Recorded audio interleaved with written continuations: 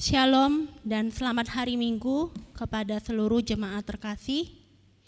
Pada kesempatan hari ini, mari kita beribadah secara virtual, baik pribadi maupun bersama keluarga di rumah masing-masing. Di tengah pandemi krisis corona atau COVID-19 ini, marilah kita tetap berharap kepada Tuhan Yesus supaya dunia ini cepat pulih. Maka dari itu, marilah kita nyanyikan satu lagu, Kaulah Harapan.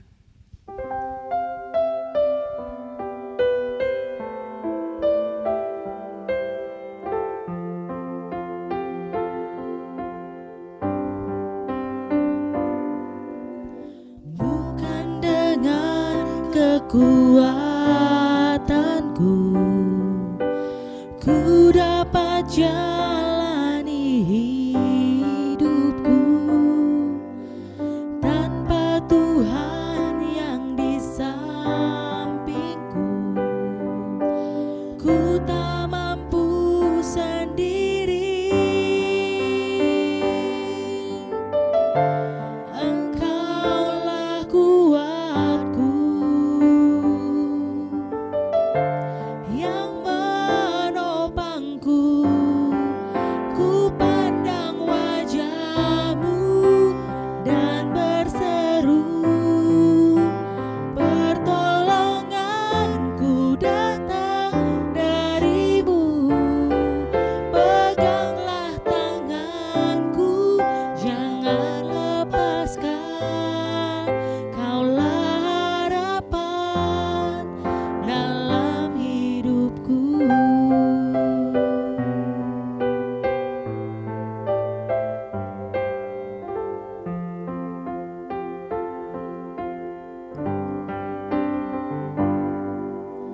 Bukan dengan kekuatanku,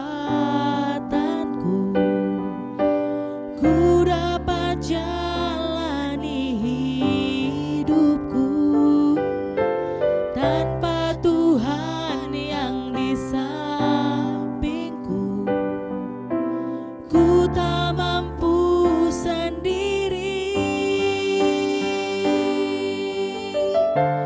Engkaulah kuatku yang menopangku. Ku pandang wajah-Mu dan berseru, pertolonganku datang dari-Mu. Peganglah tanganku, jangan lepaskan. Kaulah harapan dalam hidupku.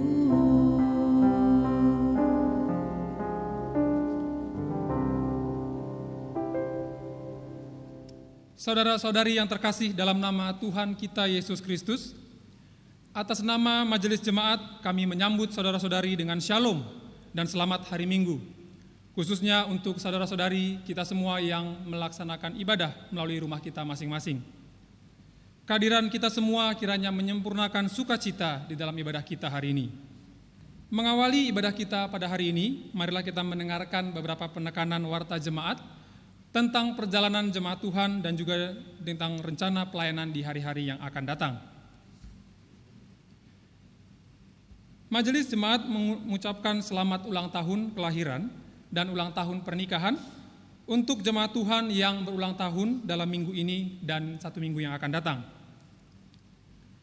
Runggun Majelis mengucapkan terima kasih atas persembahan-persembahan yang telah disampaikan, baik persembahan ibadah minggu, persembahan ucapan syukur, dan juga persembahan persepuluhan. Kiranya Tuhan memberkati persembahan kita semua. Dalam ibadah kita pada hari ini, seperti biasanya kita akan mengumpulkan persembahan persepuluhan. Mari kita mempersiapkan persembahan yang terbaik bagi Tuhan. Berita diakonia, mari kita mendoakan Nora Diaken Bapak Dimi Purba yang saat ini sedang menjalani perobatan. Kita berdoa kiranya Tuhan memberikan kekuatan dan penyertaan di dalam menjalani masa-masa perobatan ini. Demikianlah penekanan warta jemaat kita pada hari Minggu ini. Mari kita masuk ke dalam ibadah kita. Berdasarkan kalender gerejawi GBKP, minggu ini dinamakan Minggu Kemenangan Kuasa Allah atas kuasa kegelapan. Kuasa Allah mengalahkan semua kuasa-kuasa yang ada di dunia ini, baik yang kelihatan maupun yang tidak kelihatan, yang sering menjadi ketakutan manusia. Kuasanya mengingatkan kita bahwa Allah menyatakan dirinya sebagai satu-satunya Allah yang patut disembah. Tidak ada Allah lain, hanya Dialah yang patut disembah. Percayalah dan serahkanlah hidup kita hanya kepadanya, agar kuasanya menaungi hidup kita, sehingga kita mampu melawan kuasa-kuasa dunia ini. Tuhan menang, kita pun menang. Haleluya, amin.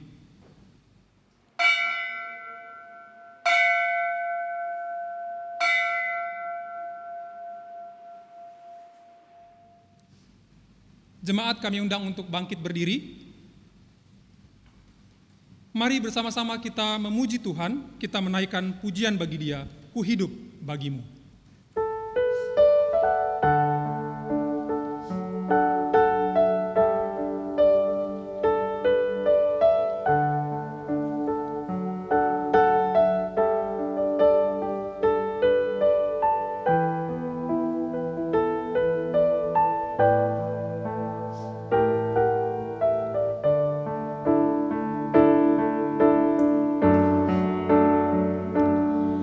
Yesus, Kau kebenaran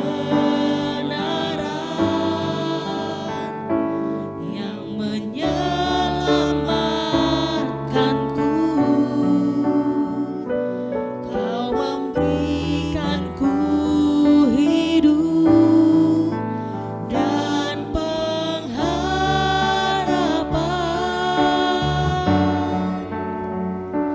Ku ikut kehendak-Mu, ku perlu anugerah-Mu. Ku nyatakan janji-Mu kepadamu.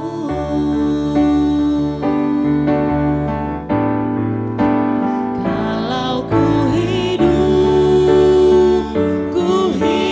bagimu, hatiku tetap menyembah-Mu.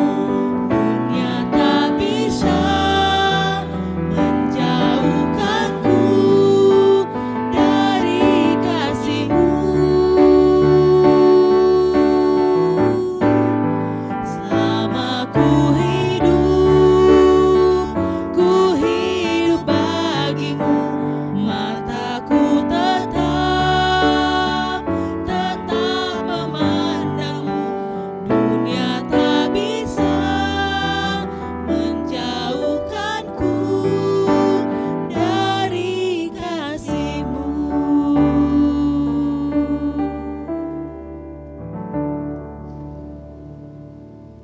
Mari kita masuk dalam ibadah kita. Di dalam nama Allah Bapa yang menciptakan segalanya, di dalam nama Yesus Kristus yang menjadi Tuhan dan Juru Selamat dunia ini, dan di dalam nama Roh Kudus yang tetap bekerja untuk keselamatan dunia ini. Allah telah mengasihi dunia ini, keselamatan sudah dianugerahkannya kepada kita dan membawa kedamaian bagi dunia ini. Amin.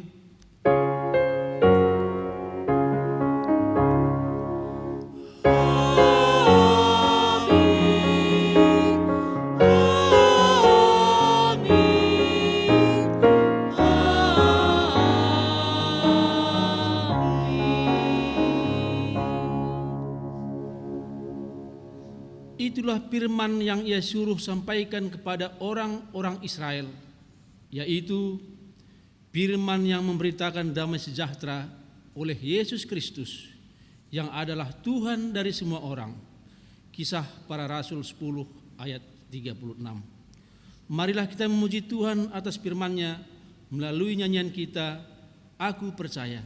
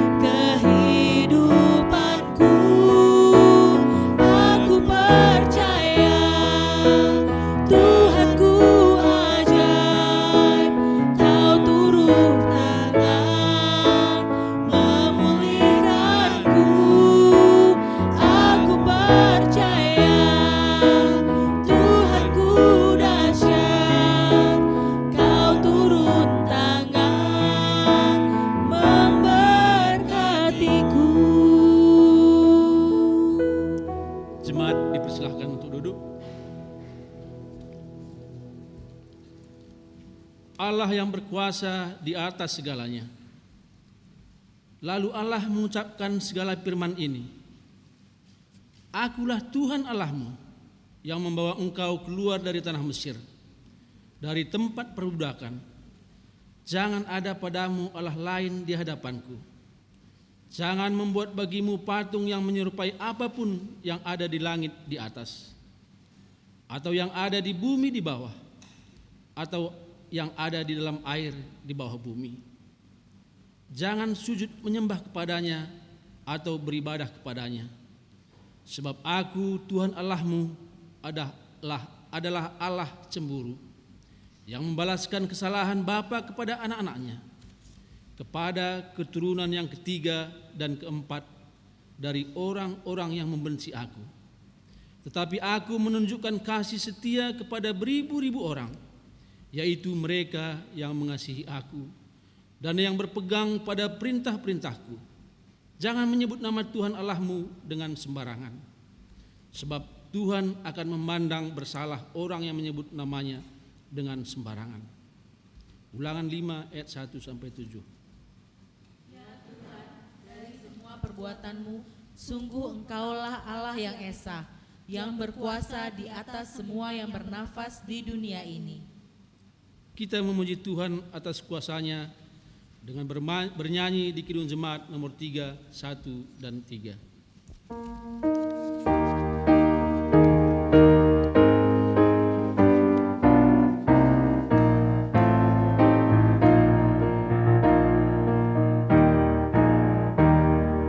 Kami puji dengan riang, Engkau Allah yang besar, bagai bunga terima siang, hati kami pun mekar.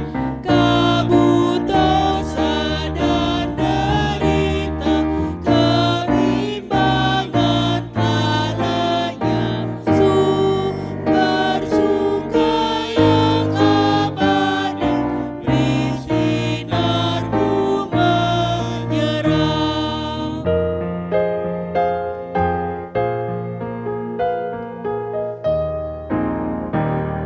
Semuanya yang Kau cipta memantulkan sinar-Mu, para malaikat surya naikkan puji bagi-Mu, padang hutan dan samudra, bukit gunung dan lembah, marga satwa bergembira, ngajak kami pun serta. Ketidaksempurnaan melihat kuasa Tuhan. Allah setia dalam firman yang diucapkannya. Adakah kita menemukan anak-anaknya juga setia dalam imannya?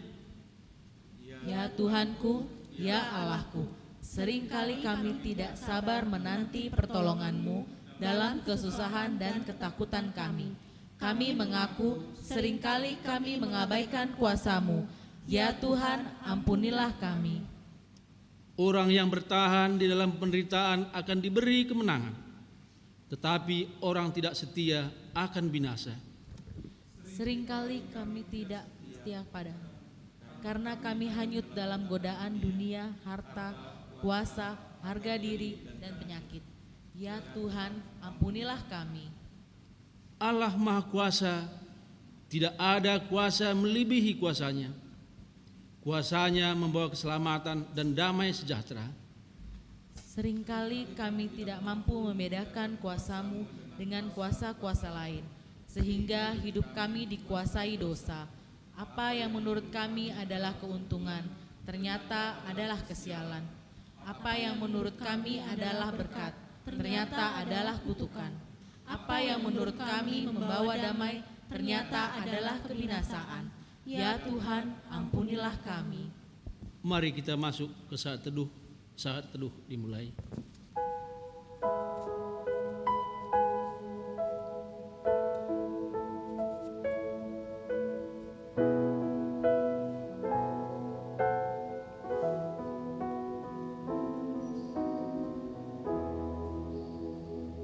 Amin. Mari kita memohon pengampunan atas dosa kita dengan bernyanyi di Kidung Jemaat nomor 358 ayat 1 dan 3.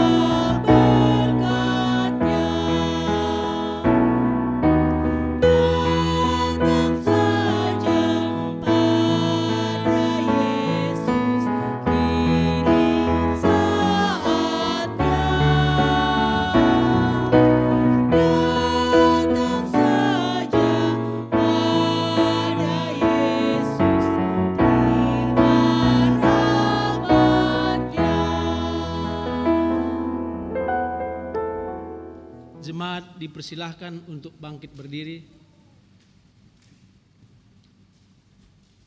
Pengampunan dosa. Dan betapa hebat kuasanya bagi kita yang percaya, sesuai dengan kekuatan kuasanya yang dikerjakannya di dalam Kristus dengan membangkitkan dia dari antara orang mati dan mendudukkan dia di sebelah kanannya di sorga, jauh lebih tinggi dari segala pemerintah dan penguasa dan kekuasaan dan kerajaan dan tiap-tiap nama yang dapat disebut, bukan hanya di dunia ini saja, melainkan juga di dunia yang akan datang.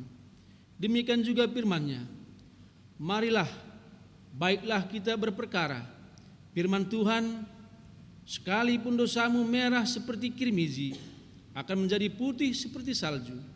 Sekalipun berwarna merah seperti kain kesumba, akan menjadi putih seperti bulu domba. Jika kamu menurut dan mau mendengar, maka kamu akan memakan hasil baik dari negeri itu. Tetapi jika kamu melawan dan memberontak, maka kamu akan dimakan oleh pedang. Sungguh Tuhan yang mengucapkannya. Yesaya 1 ayat 18 sampai 20.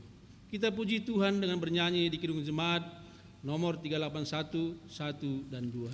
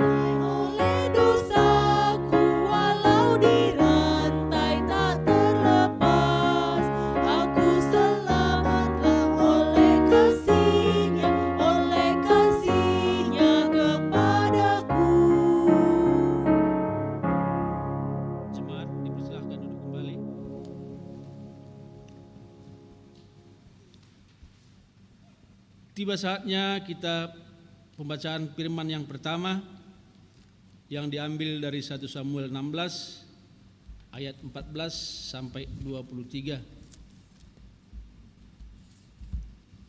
Pembacaan firman yang pertama kita ambil dari 1 Samuel 16 ayat 14 sampai 23. Saya bacakan secara tunggal. Daud di istana Saul. Tetapi roh Tuhan telah mundur daripada Saul, dan sekarang ia diganggu oleh roh jahat yang daripada Tuhan. Lalu berkatalah hamba-hamba Saul kepadanya, ketahuilah, roh jahat yang daripada Allah mengganggu engkau. Baiklah tuanku menitahkan hamba-hambamu yang di depanmu ini mencari seorang yang pandai main kecapi. Apabila roh jahat yang daripada Allah itu hinggap padamu, haruslah ia main kecapi, maka engkau merasa nyaman. Berkatalah Saul kepada hamba-hambanya itu, carilah bagiku seorang yang dapat main kecapi dengan baik, dan bawalah dia kepadaku.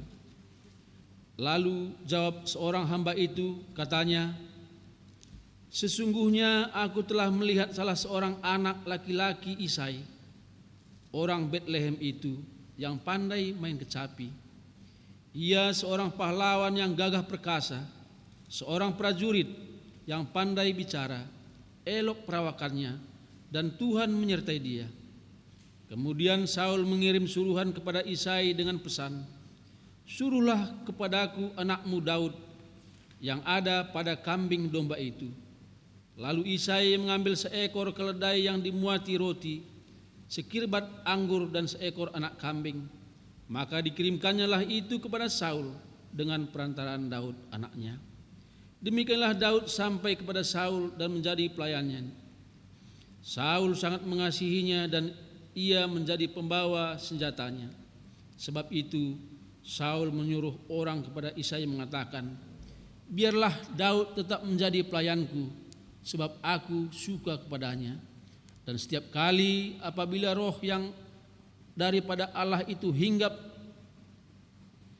pada Saul, maka Daud mengambil kecapi dan memainkannya, lalu merasa lega dan nyaman, dan roh yang jahat itu undur daripadanya. Sedemikian jauh pembacaan firman yang pertama.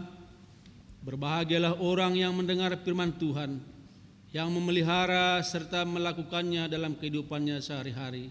Haleluya.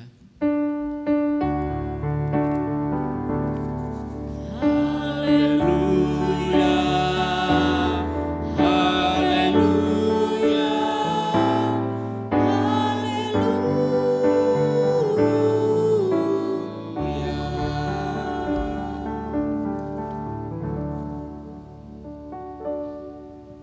Mari kita berdoa. Bapa kami yang di sorga, terima kasih Tuhan, oleh karena cinta kasih-Mu tetap Engkau nyatakan di tengah-tengah kehidupan kami, anak-anak-Mu. Terima kasih untuk kesempatan yang terindah dalam ibadah bersama dengan keluarga kami di rumah kami masing-masing. Ya Tuhan, kami sudah menyiapkan ladang hati kami untuk diisi oleh kebenaran firman-Mu. Pimpin kami dengan kuasa Roh Kudus-Mu, supaya kami boleh mengerti, memahami kehendak Tuhan dalam hidup kami. Mampukan kami ya Tuhan, melakukan firman-Mu dalam kehidupan kami hari lepas hari.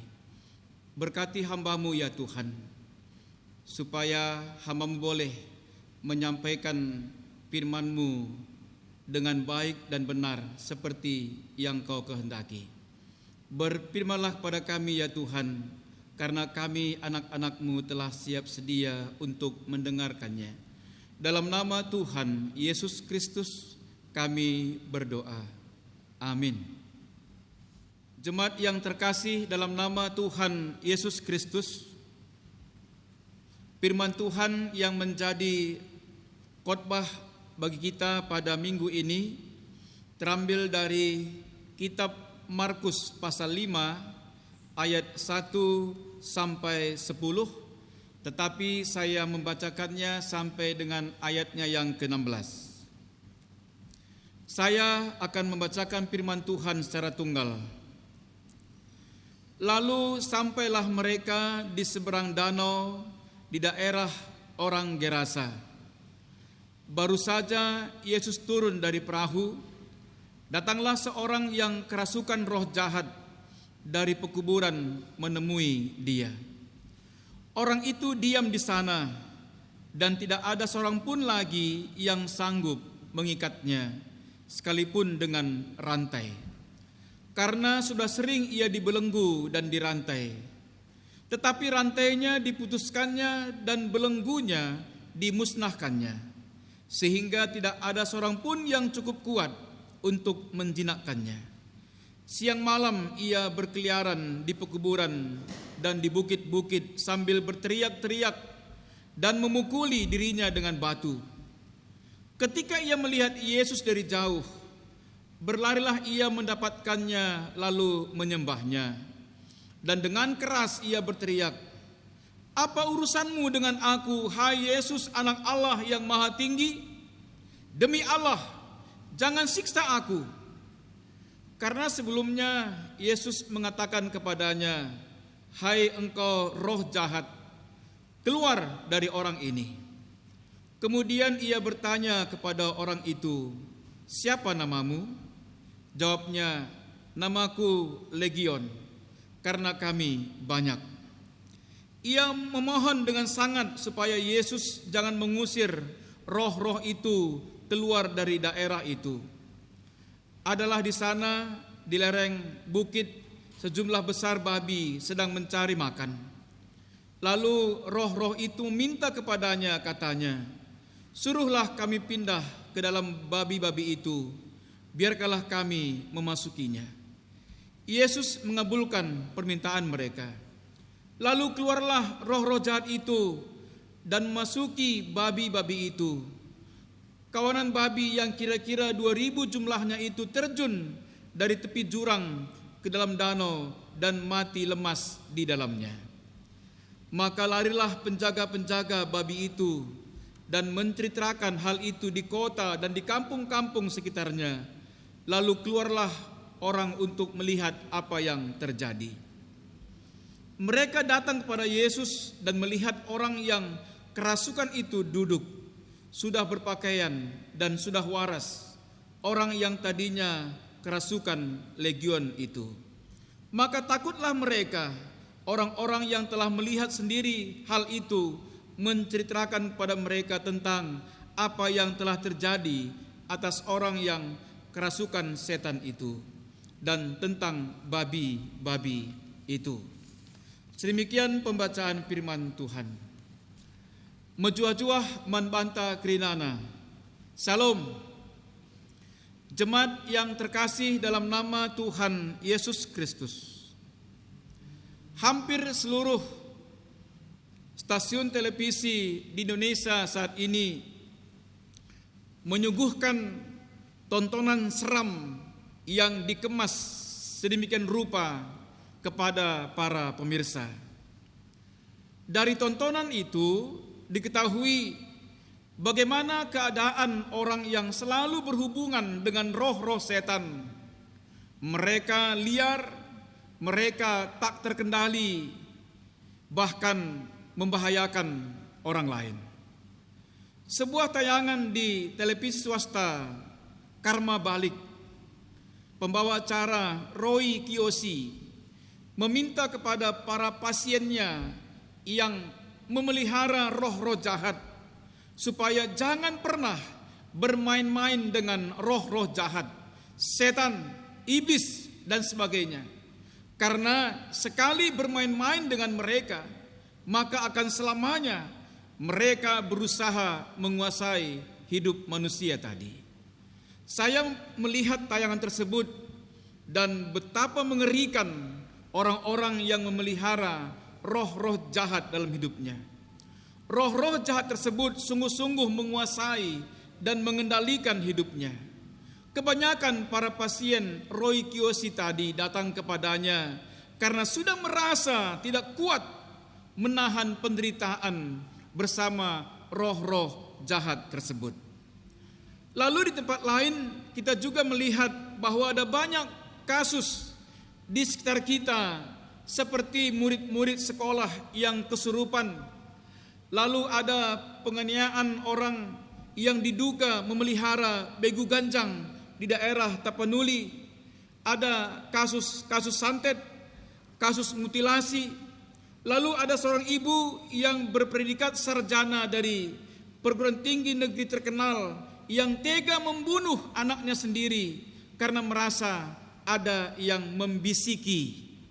Lalu ada banyak tawuran massal antar kelompok, kekerasan dan penganiayaan yang mengatasnamakan kebenaran, agama, Tuhan dan lain-lain.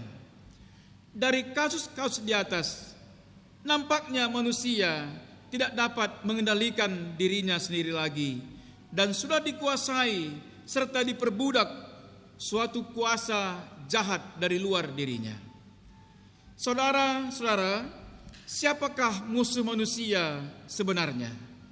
Kalau kita membaca dalam kitab Efesus 6 ayat 12, di sana tertulis, karena perjuangan kita bukanlah melawan darah dan daging, tetapi melawan pemerintah-pemerintah, melawan penguasa-penguasa, melawan penghulu-penghulu dunia yang gelap ini, melawan roh-roh jahat di udara.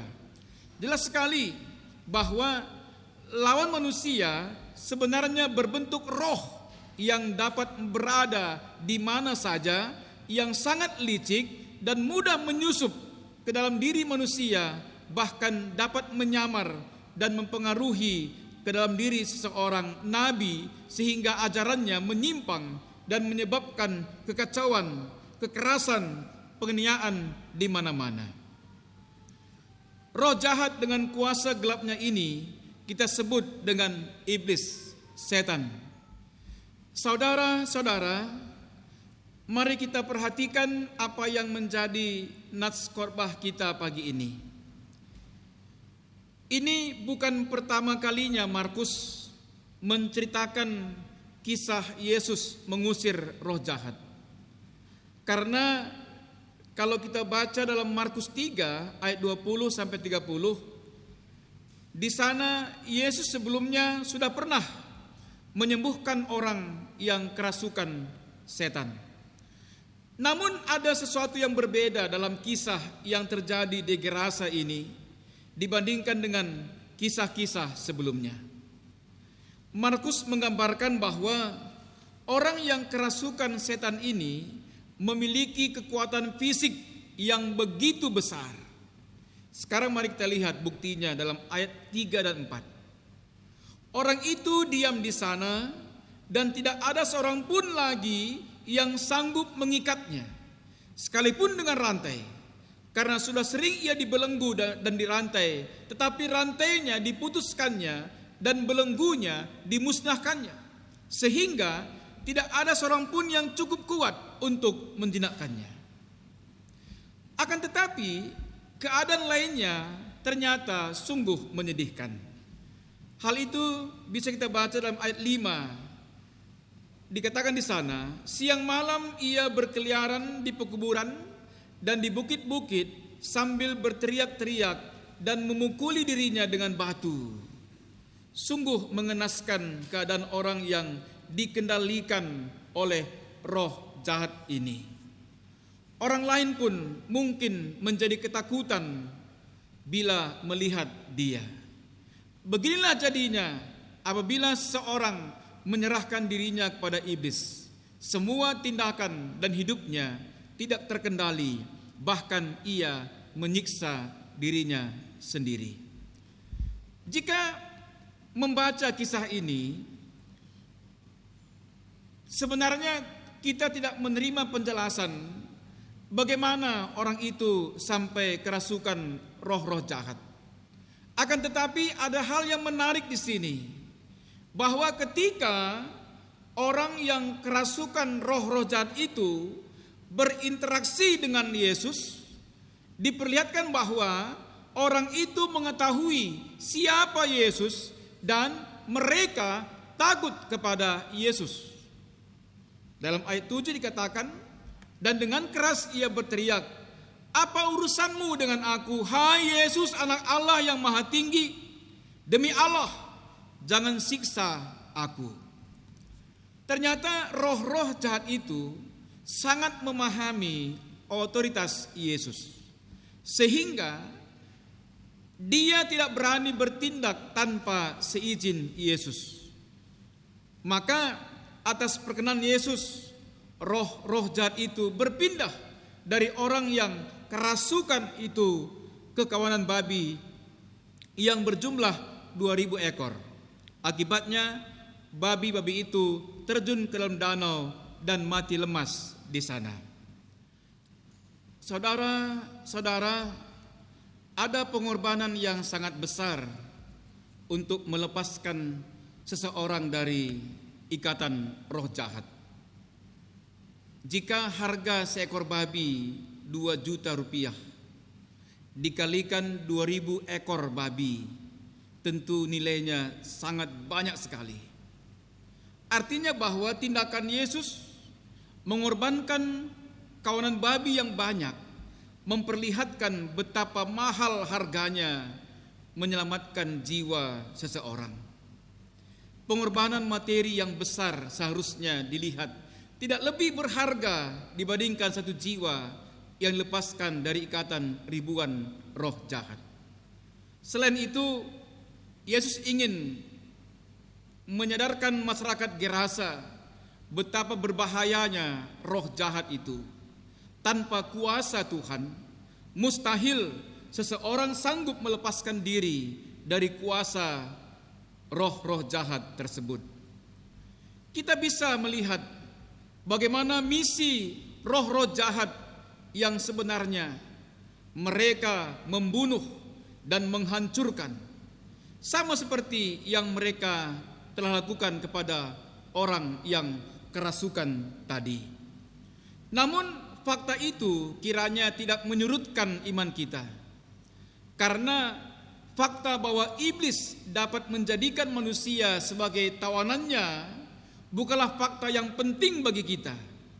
Fakta yang terpenting yang menguatkan iman kita adalah bahwa tidak ada kuasa apapun di kolong langit ini yang bisa melampaui kuasa Tuhan kita Yesus Kristus. Ia maha kuasa sehingga dapat mematahkan kuasa apapun yang membelenggu manusia. Tuhan kita tidak menginginkan manusia yang telah Dia ciptakan menurut gambar dan rupanya dibelenggu oleh kuasa-kuasa kejahatan. Fakta ini bagaikan benteng yang teguh yang menguatkan iman kita. Sebagai pengikut Kristus, kiranya fakta ini tidak membuat kita mudah menyerah pada si jahat yang senantiasa berusaha menguasai dan mengecoh kita. Gunakan kuasa Kristus dan nyatakanlah dengan tegas bahwa hanya dalam nama Yesus Kristus ada kemenangan atas iblis. Setan memang selalu ingin menguasai manusia dengan banyak cara. Tetapi yang mengherankan ialah justru manusia sendiri terkadang membuka diri terhadap karya roh jahat dalam dirinya. Misalnya, dengan membiarkan diri kita dikuasai oleh keinginan daging seperti kemarahan, iri, dan lain-lain. Atau dengan meditasi yang memakai cara-cara mengosongkan diri, atau dengan okultisme dan berbagai permainan atau upacara yang mengundang setan bekerja. Ingatlah bahwa bereksperimen dengan setan sama dengan mencoba-coba narkoba. Mulanya Anda mengira bahwa Anda bisa menguasai semua itu, tetapi waktu yang berjalan akan memperlihatkan bahwa Andalah yang kemudian diperbudak olehnya. Sebab itu, jangan pernah bermain-main dengan kuasa setan. Jalinlah terus hubungan yang erat dengan Tuhan. Jadikan Dia sebagai Tuan yang menguasai hidup kita. Ada pertanyaan penting untuk kita renungkan bersama pada saat ini. bagaimana kita bisa mengenal iblis dan karya-karyanya? Iblis memiliki struktur organisasi yang canggih dan memiliki tingkat-tingkat otoritas. Artinya, dukun dari daerah pegunungan lebih besar kuasa jahatnya daripada dukun yang telah berbaur di masyarakat ataupun kota. Yang kedua, iblis memiliki kawasan teritorial. Artinya, dukun dari suatu daerah kalau mau beroperasi ke daerah lain harus permisi kepada penguasa jahat di daerah itu. Yang ketiga, iblis memiliki pasukan dan malaikat. Dalam Wahyu 12 ayat 9 dikatakan, dan naga besar itu, si ular tua yang disebut iblis atau setan yang menyesatkan seluruh dunia, dilemparkan ke bawah. Ia dilemparkan ke bumi bersama-sama dengan malaikat-malaikatnya. Yang keempat, iblis adalah makhluk yang mampu berkomunikasi.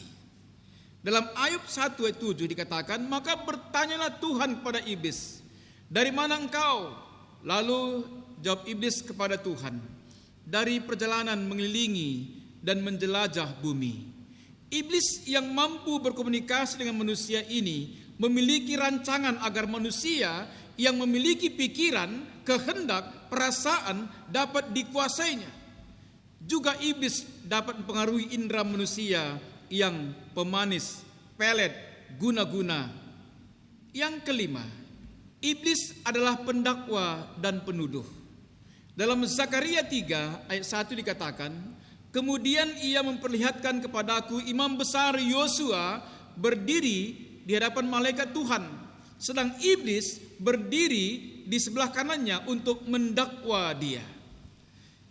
Berikutnya, iblis memiliki kuasa di dunia seperti membuat kaya, menyembuhkan penyakit, membuat orang sakit, juga penyakit menahun, membuat kebal, sakti, merasuki manusia, senang di kuburan, dapat tinggal di pohon, rumah, juga seperti elang yang berkeliling untuk mengambil nyawa orang sakit. Iblis dapat menyamar sebagai orang yang sudah meninggal, sebagai malaikat terang. Iblis memusuhi kebenaran. Dia adalah pendusta dan penipu. Iblis aktif mencari mangsa.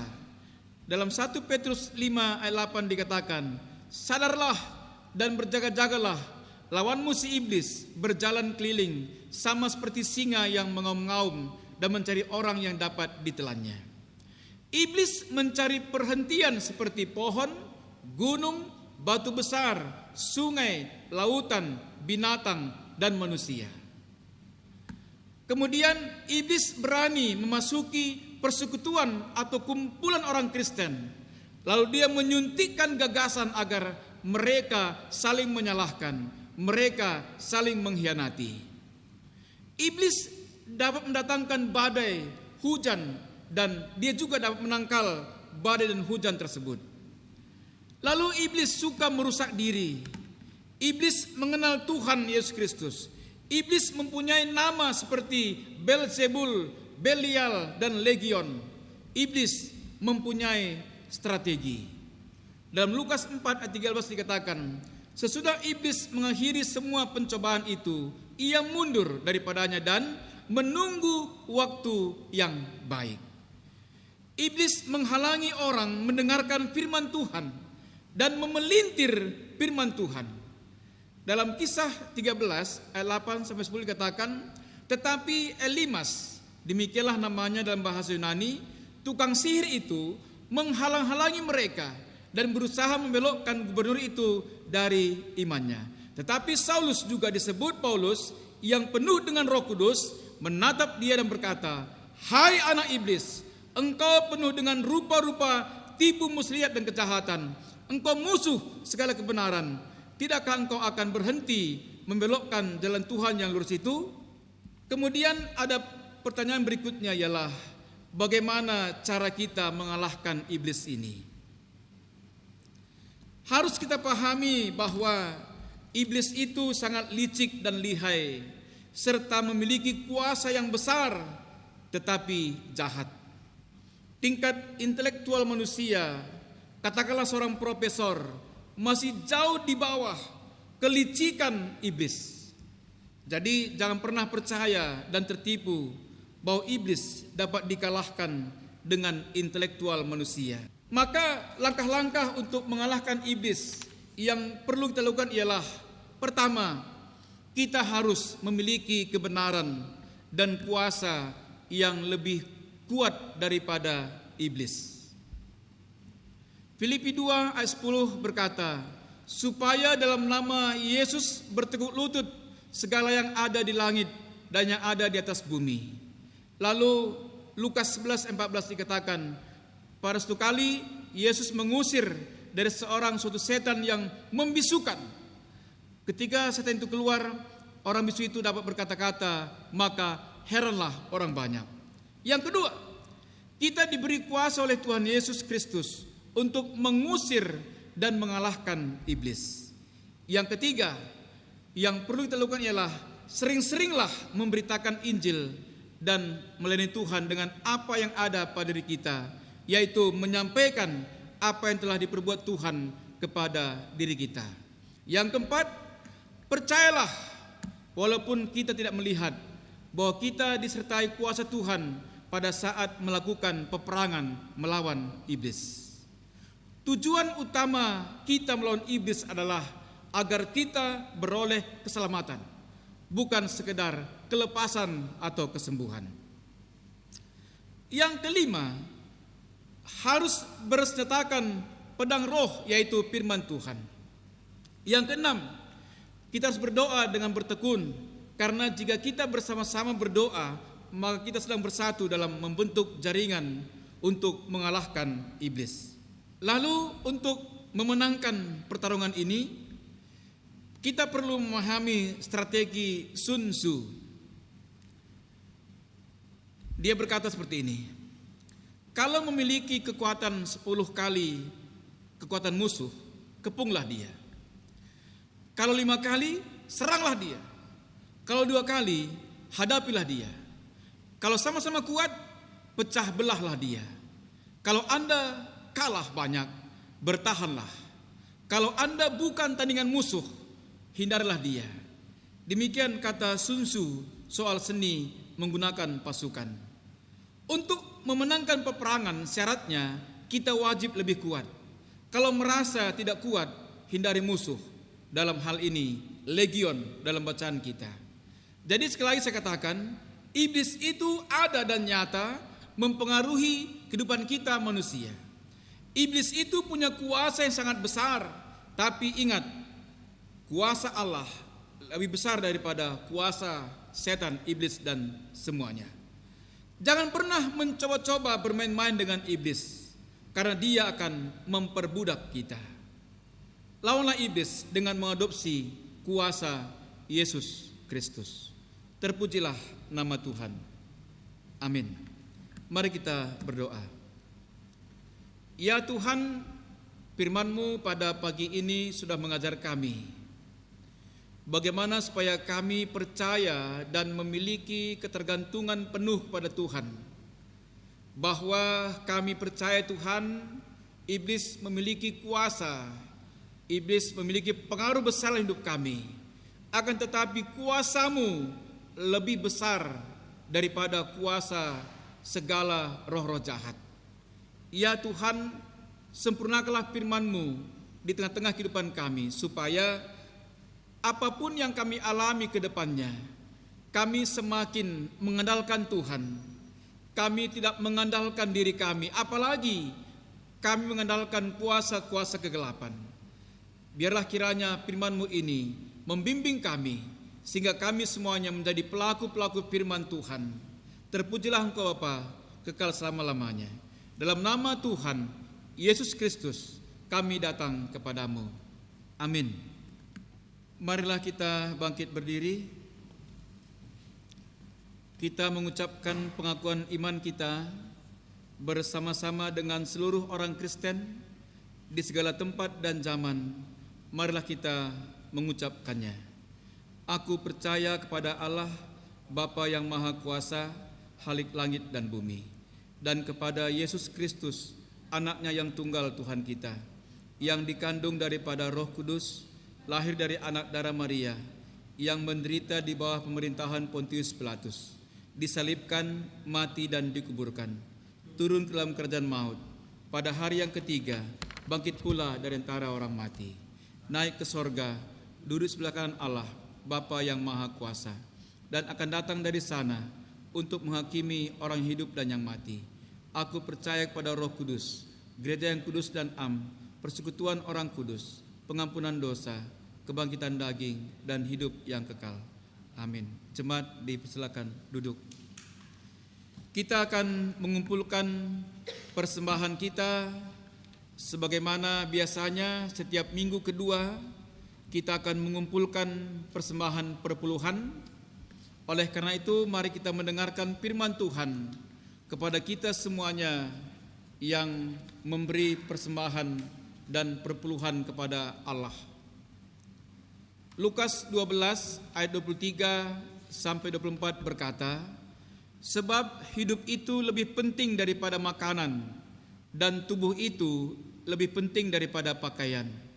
Perhatikanlah burung-burung gagak yang tidak menabur dan tidak menuai, dan tidak mempunyai gudang atau lumbung, namun demikian diberi makan oleh Allah. Betapa jauhnya kamu melebihi burung-burung itu. Mari kita bernyanyi dari Kidung Jemaat nomor 408. Kita nyanyikan ayat 1 saja.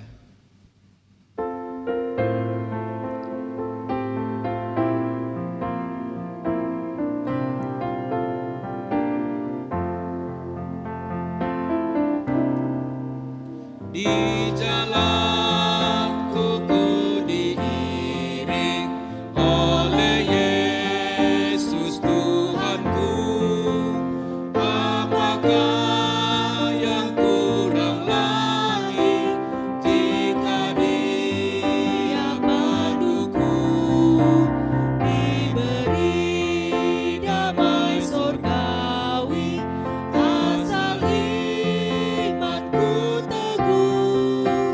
suka duka dipakainya untuk kebaikanku. Suka duka dipakainya untuk kebaikanku.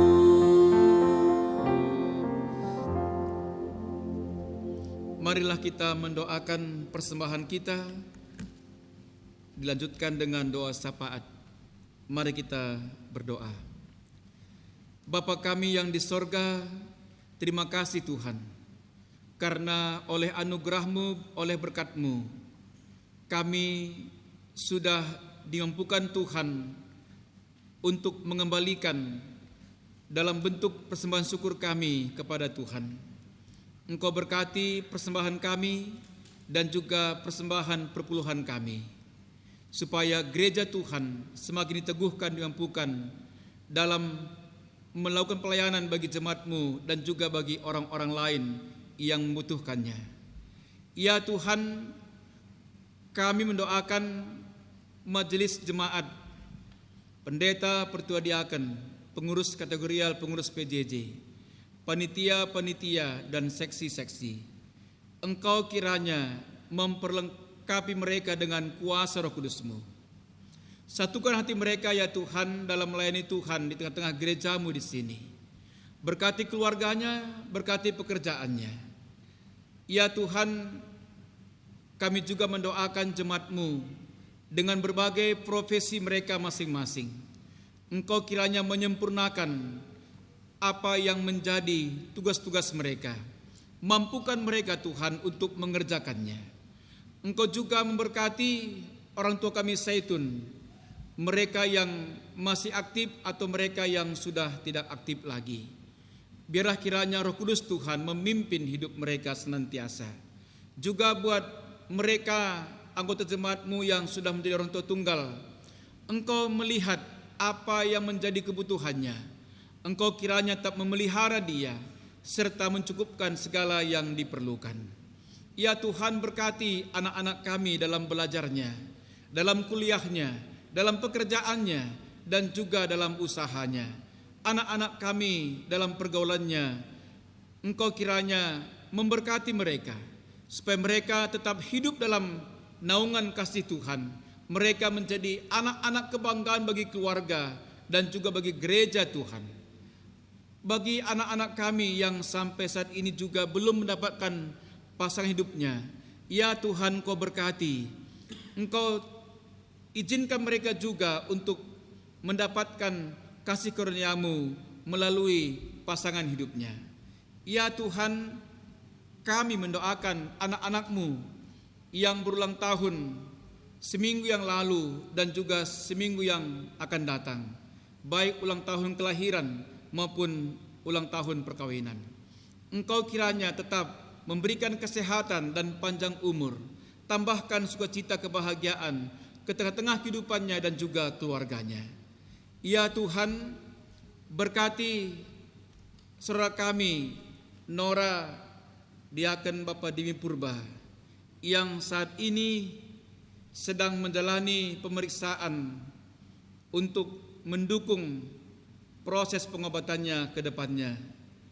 Engkau berkati Nora dalam kehidupannya, pimpin hatinya, pimpin pikirannya, supaya dia tetap tenang, sabar, dan mampu melewati semua proses ini, sehingga apapun yang harus dijalani Tuhan, dia tetap memuliakan Tuhan dalam kehidupannya. Berkati hamba-Mu dan juga anak-anak yang dengan setia mendukung semua proses yang dilakukan oleh Nora dalam rangka pengobatannya. Ya Tuhan, kami mendoakan pemerintah negara bangsa kami. Engkau melihat Tuhan bagaimana sebenarnya situasi pandemi COVID-19 di tengah-tengah negara kami. Mampukan kami sebagai warga masyarakat Tuhan untuk tetap disiplin, tertib, mengikuti protokol kesehatan yang ada, supaya kami sungguh-sungguh bisa terhindar dari wabah COVID-19 ini. Ya Tuhan, kami juga mendoakan anak-anak-Mu dimanapun mereka berada, bagaimanapun kondisi yang mereka alami saat ini. Jikalau mereka sedang bergumul dengan pekerjaannya, ya Tuhan, Engkau kiranya yang memberikan pekerjaan baginya. Jikalau mereka bergumul dengan situasi rumah tangganya yang saat ini kurang harmonis, ya Tuhan, Engkaulah yang sudah memberkati dia dalam rumah tangganya. Engkau juga yang menyatukan hatinya, supaya setiap keluarga anak-anak-Mu tetap ada dalam suasana harmonis. Ya Tuhan, Engkau berkati keluarga-keluarga yang mengharapkan kehadiran anak-anak tengah-tengah keluarganya, dan juga keluarga-keluarga yang mengharapkan pertambahan anak-anak di tengah-tengah keluarganya. Ya Tuhan, Engkau kiranya melayakkan anak-anak-Mu ini untuk menerima kasih karunia-Mu dengan kehadiran dan pertambahan anak-anak di tengah-tengah keluarganya. Secara khusus bagi Moria-Moria yang saat ini sedang mengandung, Tuhan, Engkau kiranya memberkati, menjaga, dan melindungi janin dalam kandungannya, supaya sampai pada waktunya anak yang dinantikan lahir, yang menambah sukacita kebahagiaan bagi keluarga dan jemaat-Mu. Ya Tuhan, berkati para medis, supaya tetap semangat dalam melayani para pasien. Berkati para pasien supaya mereka juga beroleh kesembuhan dari Tuhan. Terima kasih Bapa, ada banyak hal yang hendak kami pohonkan ke hadapan-Mu. Biarlah kiranya kuasa Roh Kudus Tuhan memimpin serta memelihara kehidupan kami saat ini kekal selama-lamanya. Inilah doa kami dan inilah persembahan syukur kami yang kami persembahkan melalui satu nama, Yesus Kristus, Tuhan dan Juru Selamat kami yang hidup. Amin. Jemaat, saya undang untuk bangkit berdiri. Kita akan menyatakan tekad dan janji kita kepada Tuhan secara responsoria. Allah senantiasa setia menyatakan kuasa-Nya bagi orang yang tetap sabar dan teguh dalam imannya. Ya Tuhan, bekerjalah kuasa-Mu di dalam hidup kami. Kuatkanlah kami, lingkupilah kami dengan kuasa-Mu, agar kuasa yang lain tidak bisa menguasai hidup kami. Firman Allah, sebab tidak ada mantra yang mempan terhadap bangsaku, ataupun tenungan yang mempan terhadap Israel. Pada waktunya akan dikatakan pada bangsanya keajaiban yang dibuat Allah. Seperti Engkau menjaga Israel dari semua kuasa kegelapan, aku percaya tidak ada kuasa mantra dan tenungan yang mampu mengalahkan aku, karena aku kepunyaan Kristus. Allah memanggil anak-anaknya supaya saling menopang, seperti Allah telah menopang kehidupan manusia. Ya Tuhan, kami berjanji, kami akan melawan kuasa kegelapan. Kami sungguh percaya, kuasa Kristus yang sudah mengalahkan semua kuasa kegelapan ada dalam diri kami. Untuk meneguhkan janji kita kepada Allah, mari kita bernyanyi dari Kidung Jemaat 369A.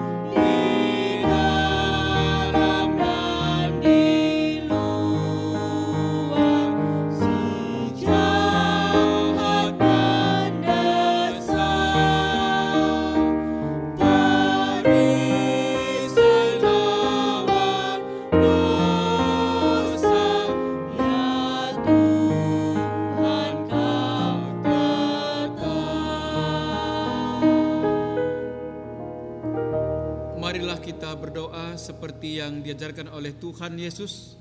Kita berdoa bersama-sama. Bapa kami yang di sorga, dikuduskanlah namamu. Datanglah kerajaan-Mu, jadilah kehendak-Mu di bumi seperti di sorga. Berikanlah kami pada hari ini makanan kami yang secukupnya, dan ampunilah kami akan kesalahan kami, seperti kami juga mengampuni orang yang bersalah kepada kami. Dan janganlah membawa kami ke dalam pencobaan, tetapi lepaskanlah kami daripada yang jahat, karena Engkaulah yang punya kerajaan dan kuasa dan kemuliaan sampai selama-lamanya.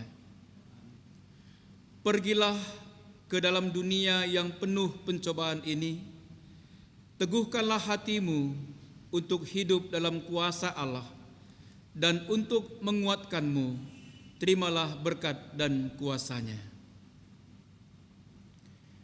Kasih setia Tuhan tak berkesudahan menyertai hidupmu. Dia melindungi, menguatkan, dan memberkatimu dalam melakukan kehendak-Nya. Dia yang memelihara kamu, Dia tetap bersama dengan kamu sampai akhir zaman. Amin.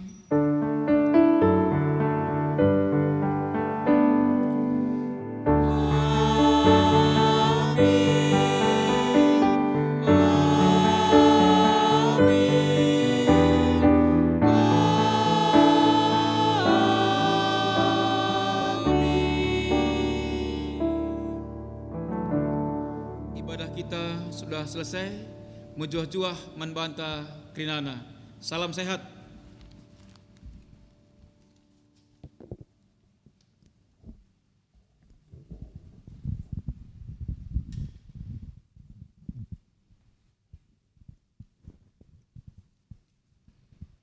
Jemaat yang dikasihi Tuhan, ibadah kita pada hari ini telah selesai. Untuk itu mari kita mengambil waktu teduh sejenak, kita masuk ke dalam saat teduh.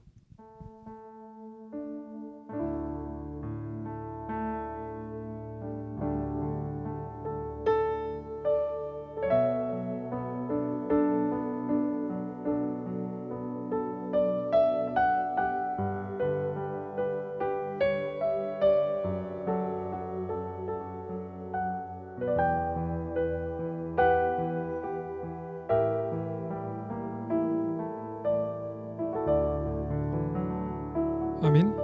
Selamat hari Minggu, Tuhan Yesus memberkati.